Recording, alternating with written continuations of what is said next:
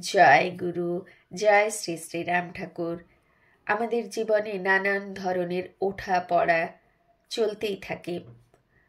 আমরা বারবার শুনি মহাপুরুষদের মুখে, মহাপুরুষদের বাণীতে যে আমাদের প্রারব্ধই আমাদের ভালো মন্দ, সুখ দুঃখ সব কিছুই দেয়।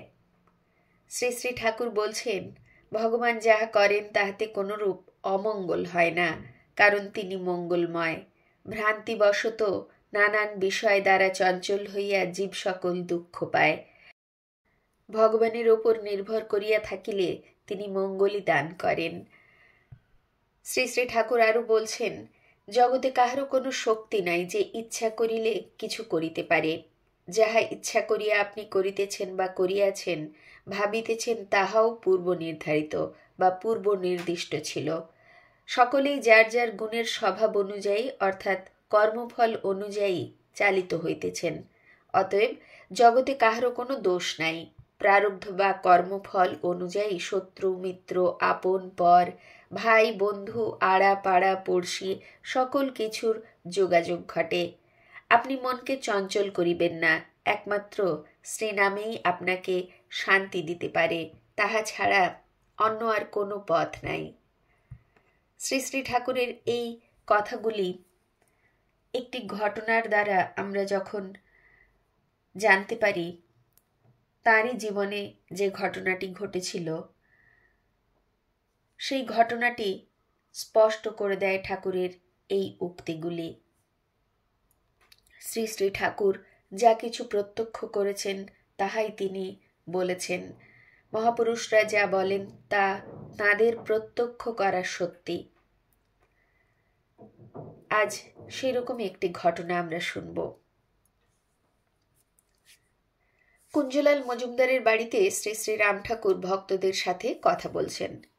হঠাৎ ঠাকুর মহাশয় জোরে কুঞ্জবাবুকে ডেকে দরজাটা বন্ধ করে দিতে বললেন। কুঞ্জবাবু, দরজাটা বন্ধ কইরা দেন, যে লোকটা আসতেছে তার মুখ আমি দেখতে চাই না।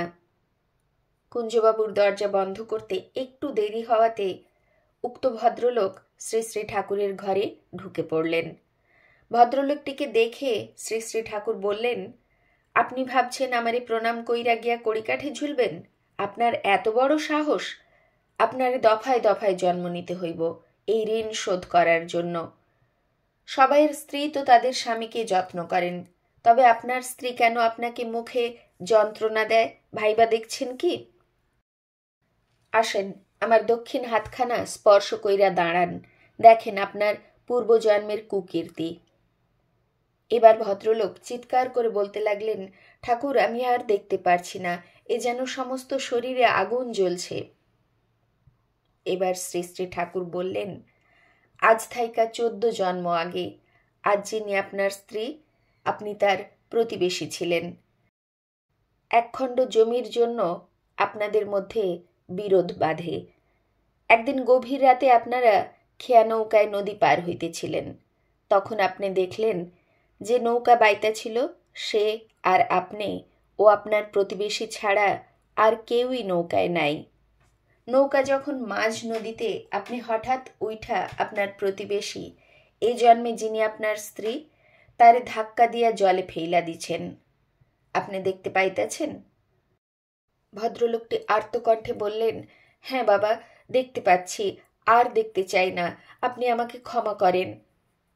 শ্রী শ্রী ঠাকুর ভদ্রলোককে আরও বললেন, এরপর ওই রাত্রেই আপনি আপনার প্রতিবেশীর বাড়িতে আগুন লাগাইয়া দেন এবং প্রতিবেশীর পরিবারের সবাই আগুনে পুইড়া মরে। এরপর থেকে আপনাদের বারবার জন্ম নিতে হয়েছে। কখনো আপনি স্ত্রী, প্রতিবেশী স্বামী, কখনো বা প্রতিবেশী স্ত্রী আর আপনি স্বামী। এই জন্মে আপনার সদ্গুরুর আশ্রয় লাভ হয়েছে বইলাই আপনার স্ত্রী বাক্য যন্ত্রণা দিয়াই আপনাকে রেহাই দিতেছে। তা না হইলে আপনার মুখে ঝামা ঘষা দিত। তারপর শ্রী শ্রী ঠাকুর ভদ্রলোককে আরও জোরে ধমক দিয়ে বললেন, যান, এবার থিকা স্ত্রীকেই গিয়া সেবা করেন, আপনার স্ত্রীর মধ্যেই আমি আছি। শ্রী শ্রী ঠাকুর বলেন, প্রারব্ধ ভোগ সকলকেই ভুগতে হয়, কেবল নামেই কিছুটা প্রারব্ধ কাটে। সত্যি কি অদ্ভুত! ভদ্রলোকটি 14 জন্ম আগে যে পাপ কর্ম করেছিলেন তার প্রারব্ধ তাকে 14 জন্ম ধরে ভোগ করতে হচ্ছে, এবং এই জন্মে তিনি সদ্গুরুর আশ্রয় পেয়েছেন বলেই তার যন্ত্রণা হয়তো আগের জন্মগুলোর চেয়ে অনেক কম। শ্রী শ্রী ঠাকুর কৃপা করে তাকে তার নিজের কৃতকর্ম দর্শন করিয়ে দিলেন, আর সেজন্যই তিনি বুঝতে পারলেন যে তিনি কত বড় অন্যায় করেছিলেন। আমরা আমাদের পূর্বজন্মের কর্মগুলো সব সময় দেখতে পাই না, আর সেজন্যই এই জন্মে যারা আমাদের কষ্ট দেয় তাদের প্রতি আমরা মাঝে মাঝে ক্ষুব্ধ হয়ে যাই। কিন্তু শ্রী শ্রী ঠাকুরের বা যে কোনো মহাপুরুষের জীবনী আমাদের মনের মধ্যে যেমন শান্তি এনে দেয়, তেমনি আমাদের অনেক প্রশ্নের উত্তর দিয়ে যায়। তখন আমাদের মধ্যে আসে ধীরতা, স্থিরতা, শান্তি, এবং আসে মন থেকে ক্ষমা করার অনুভূতি, বা যিনি আমার উপর অন্যায় করছেন সেই মানুষটিকে ক্ষমা করে দেওয়ার অনুভূতি, বা প্রয়োজনে তার সেবা করা, সেটাও আমাদের মধ্যে মহাপুরুষদের জীবনী দিয়ে যায়। তাদের জীবনী আমাদের জীবনের উথাল পাথাল যে তরঙ্গ তাকে শান্ত করতে সাহায্য করে। সেজন্যই তো মহাপুরুষরা আমাদের জীবনের পথে কিভাবে চলতে হয় সেটা বারবার দেখিয়ে গেছেন এবং দেখিয়ে যাচ্ছেন আজও। নামে প্রারব্ধ কাটে, তাই শ্রী গুরুদেবের দেওয়া নাম আমরা যেন সদা সর্বদা তাঁর কৃপায় স্মরণ করতে পারি, মনন করতে পারি, এই প্রার্থনাই করি তাঁর শ্রীচরণে। আজ এই পর্যন্তই। জয় গুরু, জয় শ্রী শ্রী রাম ঠাকুর। গুরু কৃপা হি কেবলম। জয় গুরু।